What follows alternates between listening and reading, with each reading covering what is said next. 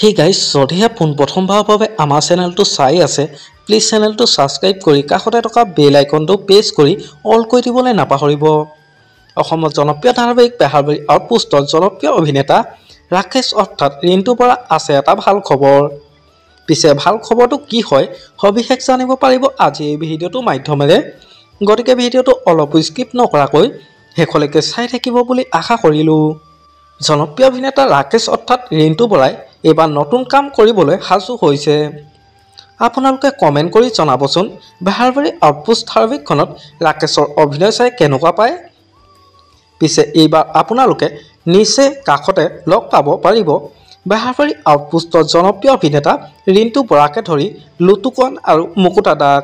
ৰঙালী বিহুৰ পৰা এইবাৰ নতুনকৈ বিহু মঞ্চত শ্ব' কৰিব লুটুকন, ৰিণ্টু বৰা আৰু মুকুতা দাই।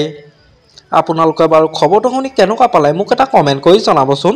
আমাৰ আজি ভিডিঅ'টো আছিল ইমানেই। আজিলৈ বাই বাই। মৰম খানি দিন তোমাৰে দেহত সপোন আঁকি দিম প্ৰতি পদকত ইয়াৰে কোণত